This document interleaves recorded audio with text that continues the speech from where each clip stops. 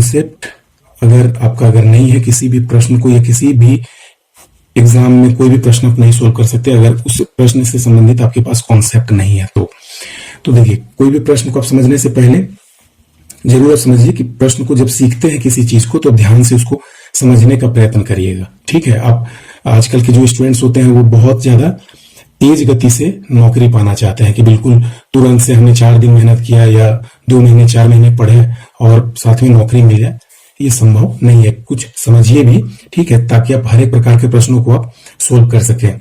ठीक है, अब देखिए x और y की वर्तमान आयु का अनुपात 9:10 है। तो जैसा कि प्रश्न में कहा जा रहा है, क्या करेंगे कि x अपोन में y इज इक्वल टू 9/10 हम लिख लेंगे, क्योंकि x और y की वर्तमान आयु का अनुपात 9 और 10 है। इससे क्या पता चल रहा है, आप समझिए कि x upon y is equal to 9/10 तो आपने कर दिया, लेकिन ये चूंकि अनुपात में है तो हम ये भी लिख सकते हैं कि x का जो आयु है, ठीक है, ये आप 9 मान सकते हैं, 9a, और y के लिए आप मान सकते हैं वही चीज 10a के बराबर। क्योंकि अनुपात में है तो ये कांस्टेंट साथ में रहेगा ही रहेगा। x और y की वर्तमान आयु का अनुपात 9:10 है, तो आप मान सकते हैं कि x का आयु 9a है और y का 10a है।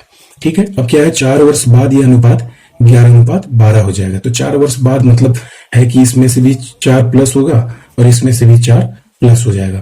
ये तो वर्तमान आयु है ना, तो ये क्या करेंगे, x प्लस 4 अपोन में y प्लस 4 अगर करते हैं, ठीक है, 4 वर्ष बाद, तो ये क्या हो जाता है, 11:12 हो जाता है। ठीक है, अब x इज इक्वल टू आप यहां पर देखेंगे कि x is equal to 9a है, तो 9a पुट कर दिया हमने, प्लस 4 अपोन y के इज इक्वल टू में है 10a इज इक्वल टू 11/12। अब इसको सॉल्व करेंगे, ठीक है, आंसर आपका आ जाएगा 12 इंटू 9 कितना हो जाएगा, 108 a प्लस 48, ये आपका कितना हो जाएगा, 11 दाएंगे 110 a। ठीक है, अब इसको सॉल्व करेंगे, 110 a 108 है, 110 है, ये इधर आएगा तो माइनस में हो जाएगा, 110 है, ये 108 है, तो माइनस 2a बचेगा, और इधर के साइड ये आएगा तो माइनस 48 कैंसिल हो जाएगा। ठीक है, 2 से 24 टाइम्स, तो a इज इक्वल टू 24 आया, तो ये क्या करेंगे, यहाँ पे 24 से मल्टीप्लाई कर देंगे एक जहां जहां है। अब यहाँ पे पूछा जा रहा है कि x की आयु कितनी है, तो x की आयु 9 है, तो 24 इंटू 9 करेंगे। ठीक है, 24 इंटू अगर 9 अगर करेंगे तो यहाँ पे निर्धारित नहीं किया जा सकता है। देखिए कितना आ जाता है, बहुत ज्यादा आ जा रहा है, तो ये निर्धारित नहीं किया जा सकता है, आंसर डी सही है। यहाँ पर कॉन्सेप्ट की अगर बात अगर करें तो देखिए, कभी भी जब आपको कोई भी ऐसे दिया रहे कि ए और बी दो व्यक्ति हैं या दो कोई भी ऑब्जेक्ट कुछ भी रहे, ठीक है, इसका अगर कंपैरिजन अगर किया जाए और रेशियो में कुछ अगर दिया जाए कि ए और बी की वर्तमान आयु का अनुपात, आय का अनुपात, किसी भी तरीके का किलोग्राम में अनुपात, कोई भी यूनिट रहे, तो आप क्या करते हैं कि एक अगर अनुपात अगर मान के चलिए x अनुपात y है मान लीजिए, ठीक है, तो क्या करते हैं हम एक कांस्टेंट हम मान लेते हैं, जैसे यहाँ पे 10:11 है, तो ठीक है, कांस्टेंट मानने के बाद हम क्या करते हैं, एक का x हो जाएगा तो दूसरे का y के रेस्पेक्ट में हो जाता है। तो कॉन्सेप्ट इतना सही है, अगर 9:10 है तो ये आप समझ लीजिए कि एक का 9a हमने मान लिया था और दूसरे का 10a हमने मान लिया था, क्योंकि एक यूनिट इसके साथ में रहता ही है, चूंकि तभी तो 9a अपॉन अगर 10a अगर करते हैं तो a से ये कैंसिल हो जाता है, 9/10 जो है रेशियो आपका आ जाता है। ठीक है, आइए देखते हैं एक और प्रश्न को। लक्ष्मी तथा उसकी माता की उम्र का अनुपात 3:11 है। ठीक है, तो यहाँ पे जैसा प्रश्न में है तो सॉल्व करते हैं हम लोग। लक्ष्मी तथा उसकी माता की उम्र का अनुपात 3:11 है।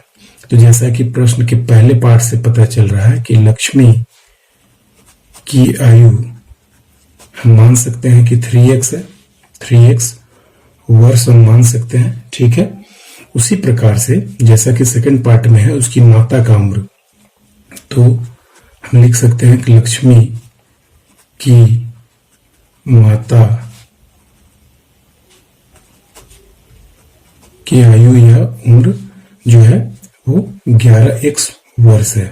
मैं पहले भी बता चुका हूं कि x क्यों ऐड होता है, जब भी अनुपात में रहे तो आप एक यूनिट डालते हैं एक कांस्टेंट के रूप में, ये सॉल्व होता है, उसके बाद में ही आपका आंसर आता है। x का वैल्यू अगर मान के चलिए कुछ समय के लिए हमने 20 निकाल लिया तो 20 या 60 हो जाएगा लक्ष्मी की आयु, और 20 गुने 11 ये संभव नहीं है, इसलिए x का यूनिट चूंकि 11 टाइम्स है, 11 टाइम्स है, तो ये x का वैल्यू बहुत कम में आएगा। जैसे मान के चलिए 6 आ गया, 6 18 वर्ष निकल जाएगा, 11 6 66 वर्ष माता की आयु निकल जाएगा। तो इस प्रकार से आपको समझना है कि किस प्रकार से आपको क्वेश्चन को सोल्व करना है। उससे पहले आपको प्रश्न को ध्यान से समझना है।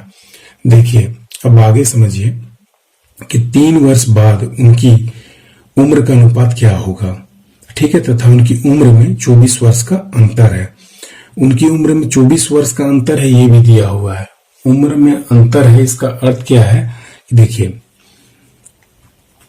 11x ये तो एज है, वर्तमान आयु माना जा सकता है, जैसा कि लिखा हुआ है। लक्ष्मी तथा उसकी माता की उम्र का अनुपात 3:11 है तथा उनकी उम्र में 24 वर्ष का अंतर है। तो 11 वर्ष ये माता जी का उम्र है और लक्ष्मी का उम्र है 3x। दोनों की उम्र को अगर माइनस करते हैं, ठीक है, जो उम्र है वर्तमान में या भविष्य में जो में भी हो, लेकिन जो दोनों के बीच का अंतर है वो सेम रहता है। मैं एग्जांपल के लिए दिखा देता हूं।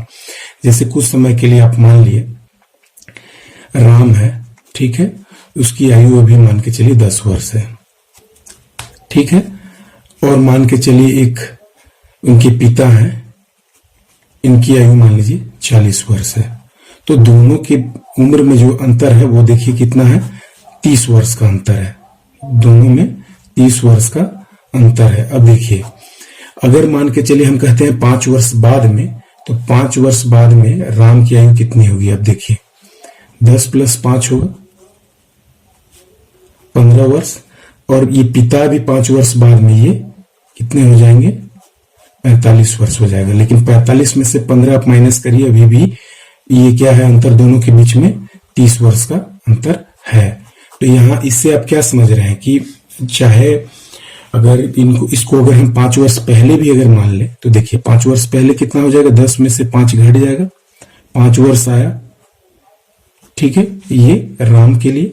और पिता के लिए कितना आ जाएगा, 40 में से 5 घट जाएगा, ठीक है, 40 - 5 हो जाएगा, ये 35 वर्ष हो जाएगा। तो ये अभी भी देखिए 35 में से 5 घटाइए, आपका 30 वर्ष आता है। तो इससे क्या आप कॉन्सेप्ट समझ रहे हैं, आप समझिए इससे कॉन्सेप्ट आपने क्या समझा कि जो वर्तमान आयु है, ठीक है, उसके रेस्पेक्ट में आप 5 वर्ष पहले, 10 वर्ष बाद, 15 वर्ष बाद या 25 वर्ष पहले, जो भी है, पहले या बाद की स्थिति हो, लेकिन जो दोनों के बीच का उम्र का अंतर है वो सेम रहता है, ठीक है। ये आप याद कर लेंगे कि उम्र का अंतर नहीं बदलता है।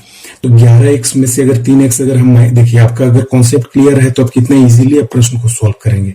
11x - 3x बराबर हम यहाँ पे 24 लिख देंगे, ठीक है। तो यहाँ पर आपका कितना आएगा, 11x में से 3x घटेगा तो कितना आएगा, 8x = 24। देयरफॉर x = 24/8 आपका आ जाएगा 3, ठीक है। इसलिए लक्ष्मी के लिए कितना हो जाएगा, ये आप समझिए 3 × x = 3 × x का वैल्यू 3 = 3 3 9 वर्ष, ठीक है। और लक्ष्मी जी की माता की आयु कितनी हो जाएगी, 11x = 11 × x = 11 × x का वैल्यू 3 = 33 ईयर, ठीक है।